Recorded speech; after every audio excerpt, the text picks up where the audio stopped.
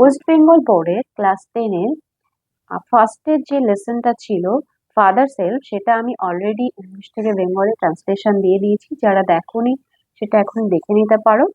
আজকে আমি lesson 2 fable এই কবিতাটি ইংলিশ থেকে বেঙ্গলি ট্রান্সলেশন এবং কবিতাটির বিষয়ে বিশদ ব্যাখ্যা এবং কি কি কোশ্চেন এখান থেকে আসার মতো, কোনগুলো মোস্ট ইম্পর্টেন্ট বিষয়, সেগুলো নিয়ে আলোচনা করব। তো ভিডিওটি দেখতে থাকো, স্কিপ করো না, তাহলে কিন্তু পরে আর কিছু বুঝতে পারবে না, অনেক কিছু মিস করে যাবে। তো ফার্স্টে দেখো আমরা আসি, কবিতাটির নাম ফেবল হওয়ার কারণটা কি। তো ফেবল মানে কিন্তু আমাদের আগে বুঝতে হবে যে ফেবল কি। ফেবল হচ্ছে is a short fictional story, অর্থাৎ ফেবল হচ্ছে কোনো ছোট বা রূপকথার গল্পের মতন, যেখানে using animals and plants as main character.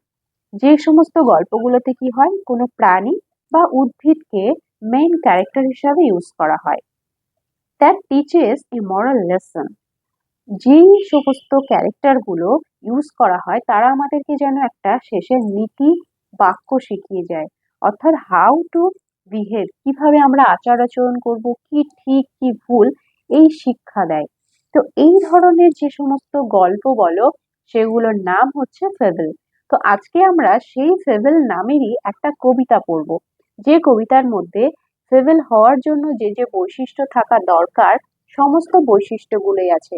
অর্থাৎ এখানে আমরা দেখতে পাবো এখানকার মেইন ক্যারেক্টার আছে একটা মাউন্টেইন এবং একটা স্কোরেল।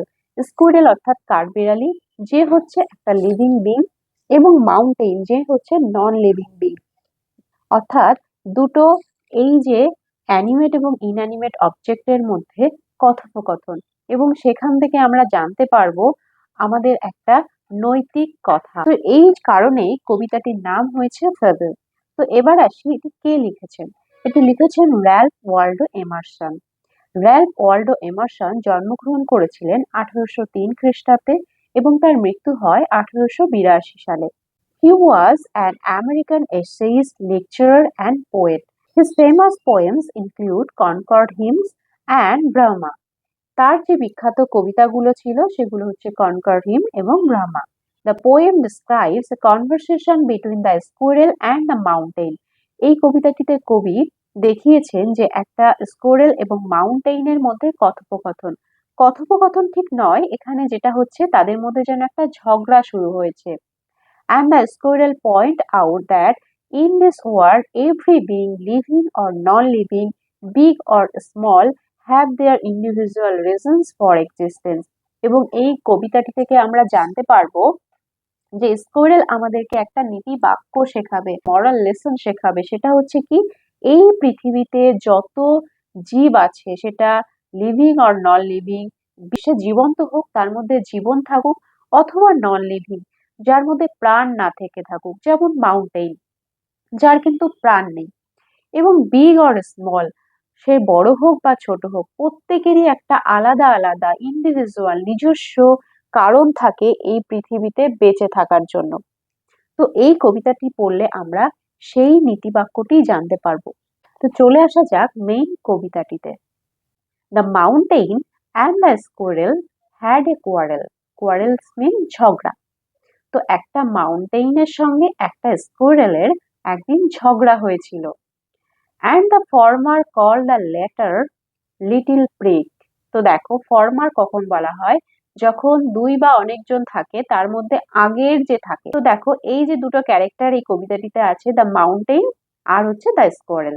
তো এই দুজনার মধ্যে কে আগে আছে, মাউন্টেইন আগে আছে, তাই মাউন্টেইনকে বলা হচ্ছে ফর্মার।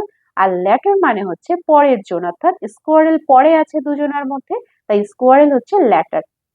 তো ফর্মার যে আগের জন, অর্থাৎ মাউন্টেইন কাকে বললো, স্কোয়ারেলকে কি বললো, লিটিল প্রিগ। প্রিগ মানে হচ্ছে নীতিবাগীশ। অর্থাৎ প্রিগ বলতে সেই সমস্ত মানুষকে বলা হয়, আমরা সাধারণত জানি, যারা খুব নিজেদেরকে জ্ঞানী জ্ঞানী ভাব নেয়, খুব বিজ্ঞ বিজ্ঞ ভাব নিয়ে থাকে। তো এই কথাটা কিন্তু কেউ তাকে প্রশংসা করার সেন্সে বলে না, তাদেরকে একটু ইনসাল্ট করে, টন্টিং করে বলে লিটল পিগ, যে খুব জ্ঞানী ব্যক্তি তুমি, ছোট্ট জ্ঞানী ব্যক্তি। তখন বার্ন রিপ্লাইড, বার্ন মানে কিন্তু স্কুইরেল, তো বান অর্থাৎ স্কোরেল উত্তর দিল এই কথা শুনে, কারণ তাকে যে লিটল প্রিগ বলেছে, তাকে যে আহ তোমাকে ইনসাল্টিং টোন নিয়ে মাউন্টেন তাকে লিটল প্রিগ বললো, এই জিনিসটা তার কাছে খুব গায়ে লাগলো। তো সে ছোট হতে পারে, স্কোরেল আমরা জানি কি, স্কোরেল একটা ছোট্ট প্রাণী তাই না, খুব চনমনে থাকে, সব সময় ভীষণ অ্যাক্টিভ থাকে, খুব এনার্জেটিক একটা ক্যারেক্টার। এবং তাকে যখন মাউন্টেন বলছে ছোট বলে, তাকে ইনসাল্ট করে বলছে লিটল পিগ, তখন তার খুব গায়ে লাগলো। অর্থাৎ ছোট হলেও তার কিন্তু আত্মসম্মান বোধটা অবশ্যই আছে। তো দেখো, আমরা অনেক সময় কিন্তু ভাবি যে যে ধনী তার সম্মান বেশি, যে গরিব তার একটু আত্মসম্মান কম, এরকমটা ভাবা কখনোই ঠিক নয়। এটাও আমাদের একটা নীতি বাক্য শেখাচ্ছে এই কবিতা থেকে, যে ছোট বড় যেই হোক না কেন সবারই আত্মসম্মান বোধ, তার নিজস্ব আত্মসম্মান বোধ থাকে। তাই কাউকে কখনো কিছু বলে ইনসাল্ট করা উচিত নয়। যে অনেক সময় হয় দেখবে, কেউ যদি খুব আর্থিক দিক থেকে এগিয়ে থাকে, সে গরিব লোকেদেরকে হেয় মনে করে, তাকে ছোট বলে, ইনসাল্ট করে। তো এগুলো ঠিক নয়, সেই সমস্ত ব্যাপারগুলোই কিন্তু এই কবিতাটিতে তুলে ধরা হয়েছে। তো দেখো কি বলছে, you are doubtless very big, তুমি নিঃসন্দেহে অনেক বড়। ডাউটলেস মানে নিঃসন্দেহে। তো এই কথাটা কে বলছে, কাঠবেড়ালি বলছে মাউন্টেনকে, যে তুমি নিঃসন্দেহে অনেক বড়, but all sorts of things and weather must be taken in together.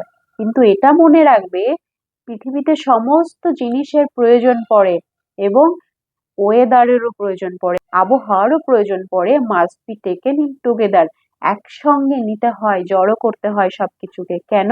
To make up A year and spare, একটা বছর তৈরি করতে গেলে, এবং আমাদের এই মণ্ডল অর্থাৎ এই ভূপ্রকৃতি বা ভূমণ্ডল পরিবেশ তৈরি করতে গেলে কিন্তু সবকিছুরই প্রয়োজন হয়। তো এই জায়গায় ব্যাপারটা একটু বোঝার দেখো, সেটা হচ্ছে কি, অল সর্টস অফ থিংস বলতে এই পৃথিবীতে যত জিনিস আছে, ছোট বড় ক্ষুদ্র বৃহৎ যা আছে, একটা পৃথিবী তৈরি হতে গেলে কিন্তু সবকিছুই দরকার পড়ে। কারণ এমন নয় যে পৃথিবীতে শুধুমাত্র যেগুলো বড় আছে, যেগুলোর গুরুত্ব বেশি সেগুলোই থাকবে, সেগুলো নিয়েই পৃথিবী তৈরি হবে, এমনটা নয়। এই পৃথিবীতে প্রত্যেকটা জিনিসের প্রয়োজন হয়। এবং একটা বছর তৈরি করতে গেলে বলছে টু মেক আপ এ ইয়ার, যদি একটা বছরের দিকে তাকাও, তাহলে কিন্তু একটা বছরের মধ্যে অনেক রকমের ঋতু আমরা লক্ষ্য করতে পারি। এমন নয় যে সব থেকে ভালো লাগে শীতকাল বলে শুধু শীত ঋতু দিয়েই একটা বছর হবে, এমন কিন্তু কখনো হয় না। সেখানে গ্রীষ্ম, বর্ষা, শরৎ, হেমন্ত, শীত, বসন্ত, এই প্রত্যেকটা ঋতুরই প্রয়োজন পড়ে একটা বছর হতে গেলে। সেই জন্যই বলছে, একটা বছর তৈরি করতে গেলে যেমন সব রকম ঋতুর প্রয়োজন পড়ে, সব রকম ওয়েদারের প্রয়োজন পড়ে, তেমনি একটা ভূমণ্ডল অর্থাৎ একটা পৃথিবীর প্রকৃতি, ভূপ্রকৃতি হতে গেলে পৃথিবীতে সমস্ত জিনিসেরই একসঙ্গে প্রয়োজন পড়ে। অর্থাৎ মাউন্টেইন যে খুব অহংকারী, সেটাকে, সেই অহংকারটার থেকেই সে স্কুইরেলকে বলছে লিটল প্রিগ, সেই জন্য তাকে এই কথাটা বলে দিল, যে তুমি বড় বলে কিন্তু এটা ভেবো না যে শুধু বড় জিনিসগুলো দিয়েই এই পৃথিবী তৈরি হচ্ছে। এই পৃথিবী তৈরি হতে গেলে সমস্ত জিনিসেরই সমান গুরুত্ব আছে। তারপর দেখো কি বলছে, and I think it no disgrace to occupy my place.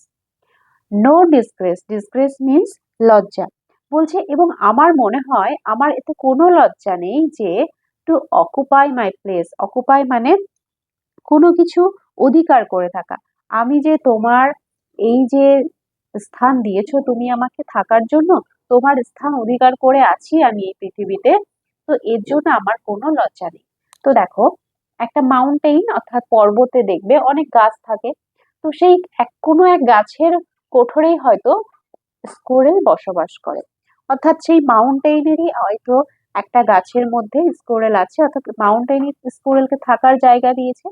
সেই জন্য বলছে যে এটা আমি স্বীকার করে নিচ্ছি, আমার কোনো লজ্জা নেই যে তোমার অধিকারে আমি আছি। If I not so large as you, যদি আমি তোমার মতো এত বড় না হতে পারি, you are not so small as I, তুমিও কি পারবে আমার মতো এত ছোট হতে? মানে বলছে দেখো, তুমি মাউন্টেইন, তুমি আকারে অনেক বড়, তাই তোমার মধ্যে এত অহংকার। কিন্তু অন্যদিকে ভেবে দেখো তো, আমি স্কোরেল, আমি খুব ছোট্ট একটা প্রাণী, তুমি কি হাজার চেষ্টা করলেও পারবে আমার মতো ছোট হতে? তার মানে এটা বোঝাচ্ছে বড় বলে যে তার যেমন অহংকার করার কোনো অধিকার নেই, তো ছোট হলেও তারও অবহেলা করার কোনো প্রয়োজন নেই। পৃথিবীতে প্রত্যেকটা জিনিসই কে তৈরি করেছে? সবার ওপরে যিনি আছেন সেই গড, তাই না? গড আমাদেরকে তৈরি করেছেন। তিনি প্রত্যেকটা জীবকে এক এক রকমের আকৃতি দিয়েছেন, এক এক রকমের ক্ষমতা দিয়েছেন, পাওয়ার দিয়েছেন। তো সেই জন্যই কেউ কারোর ওপর অহংকার করা বা কাউকে অপমান করার অধিকার কোনো প্রাণীর বা কোনো জীবের নেই। সেই জন্য বলছে তুমি যেমন হাজার চেষ্টা করলেও আমার মতো ছোট হতে পারবে না, তেমনি আমিও পারবো না তোমার মতো বড় হতে। তো কি হয়েছে, এটা নিয়ে তো কোনো অহংকার করার কিছু নেই। And not half so spry, এবং তুমি কি পারবে হাজার চেষ্টা করলেও আমার মতো? স্প্রাই মিন্স খুব চনমনে, ছটপটে। আমি যতটা না ছটপটে তার অর্ধেকটাও কি হতে পারবে? কখনোই তো পারবে না, কারণ তুমি তো নির্জীব, অর্থাৎ তোমার মধ্যে তো প্রাণ নেই। তুমি কি আমার যে প্রাণ চঞ্চলতা আছে তার অর্ধেক হতে পারবে? কিছুতেই তো পারবে না। I will not deny you make a very pretty squirrel track. তো আমি কখনো কিন্তু অস্বীকার করি না, ডিনাই মিন্স অস্বীকার, অস্বীকার করি না যে তুমি আমার জন্য, অর্থাৎ আমার মতো স্কোয়ারেলের জন্য একটা সুন্দর ট্রাক মানে পথ করে দিয়েছো। প্রেটি মানে সুন্দর। তো কিভাবে রাস্তা করলো মাউন্টেন, সেটা হচ্ছে একবার কল্পনা করে দেখো যে মাউন্টেন যেখানে থাকে, পর্বত যেখানে থাকে, সেখানে পর্বতের গায়ে অনেক গাছ থাকে। তো সেই গাছের মধ্যে কিন্তু অনেক প্রাণী বসবাস করে, পাখি, কীট পতঙ্গ, এমনকি স্কোয়ারেলের মতো আরো অনেক প্রাণী আছে সেখানে। তো তারা যখন সেখানে বসবাস করে, তাদের চলাফেরা কোথায় করে? সেই মাউন্টেন দিয়ে করে। অর্থাৎ তারা যে রাস্তা দিয়ে চলাফেরা করে সেই রাস্তাটাকেই বলছে ট্রাক, যে আমাদের জন্য তুমি এই মাউন্টেন যে এই রাস্তাটি করছো, অর্থাৎ মাউন্টেনের উপরে আমরা আমাদের জীবন যাপন করছি, আমাদের বাসস্থান সেখানে, সেখানেই আমাদের চলার পথ। তো সেটা আমি কখনো অস্বীকার করছি না।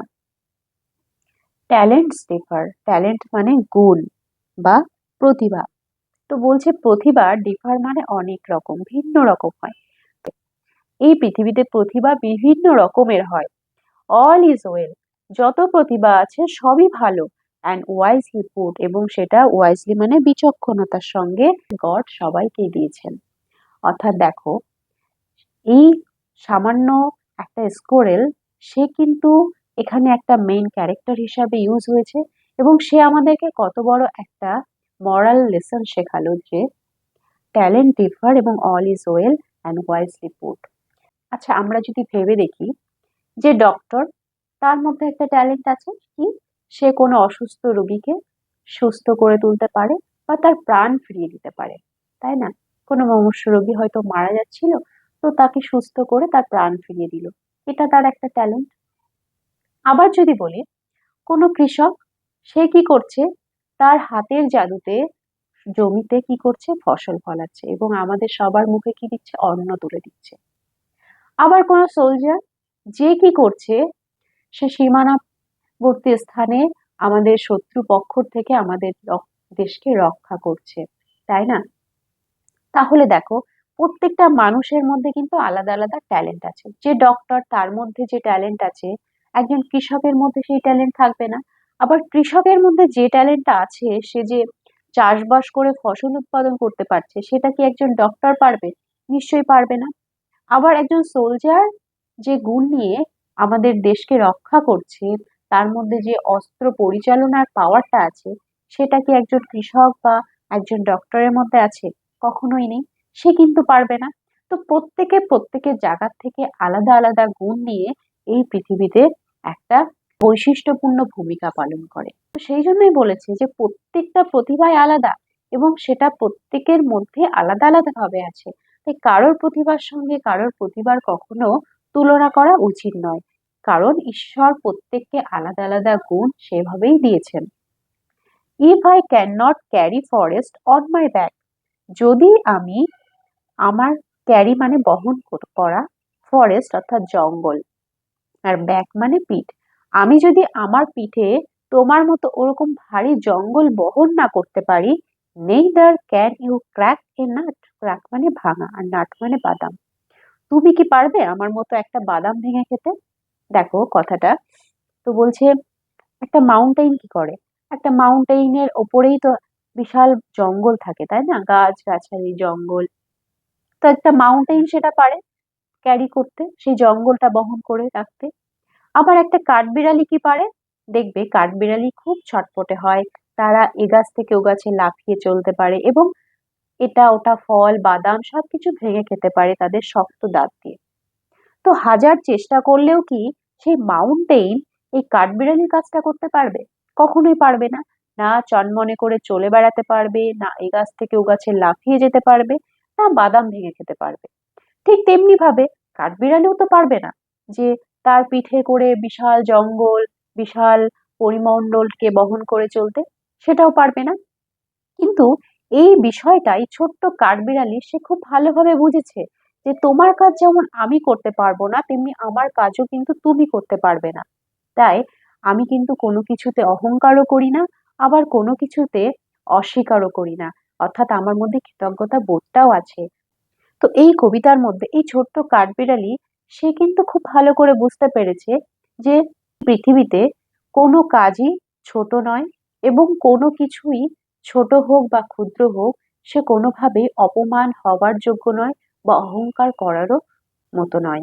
তো এই কবিতাটিতে এই ছোট্ট কাঠবিড়ালি যে ক্যারেক্টারটিকে আমরা দেখতে পাই, তাকে তুলে ধরা হয়েছে কবিতার এই ফেবল কবিতার মধ্যে। সে কিন্তু ক্ষুদ্র হলেও সে সহজে বুঝে গেছে যে এই পৃথিবীতে কোনো কিছুই ক্ষুদ্র নয়, কোনো গুণই অহংকার করার মতো নয়, আবার কারোর গুণকে অপমান করার মতো নয়। কারণ প্রত্যেকে প্রত্যেকের জায়গা থেকে একটা নির্দিষ্ট গুরুত্ব আছে এবং প্রত্যেকটা এই যে ছোট বড় ভালো মন্দ সবকিছু মিশিয়ে নিয়েই আমাদের এই পৃথিবী। সবাইকে একসঙ্গে মিলেমিশে সুন্দরভাবে গড়ে ওঠাটাই হবে একটা সুপরিকল্পিত এবং সুগঠিত ভূমণ্ডল। তো এটাই ছিল এই কবিতার মূল বিষয়বস্তু, যেটা আশা করছি তোমরা খুব সহজে বুঝতে পেরেছো। তো এই কবিতা থেকে দেখো পরীক্ষায় আসার মতো যে সমস্ত কোশ্চেন গুলো আছে, খুব ইজি কোশ্চেন আছে। সেগুলো হচ্ছে যে কাদের মধ্যে কোয়ারেলটা হয়েছিল, যে there was a quarrel between the mountain and the squirrel. এরপর আর একটা কোশ্চেন আসার মতো, সেটা হচ্ছে what is not a disgrace to the squirrel. কোন জিনিসটা নিয়ে একেবারেই লজ্জা বোধ করে না, কোন জিনিসটা নিয়ে এই দেখো ডিসগ্রেস করে না কোনটা নিয়ে, টু অকুপাই মাই প্লেস, অর্থাৎ ইটস প্লেস, মানে সে যে মাউন্টেইনের প্লেসে আছে এটা নিয়ে তার কোনো লজ্জা নেই। আর একটা হচ্ছে what is the স্কোরেল does not deny. কোন জিনিসটা স্কোরেল ডিনাই করে না, অস্বীকার করে না, সেটা কি? সে যেখানে অবস্থান করে আছে সেই জায়গাটাতে মাউন্টেন যে একটা ভেরি প্রিটি স্কোরেল ট্রাক করে দিয়েছে, এটা সে কখনো অস্বীকার করে না। অর্থাৎ তার মধ্যে একটা কৃতজ্ঞতা বোধ আছে।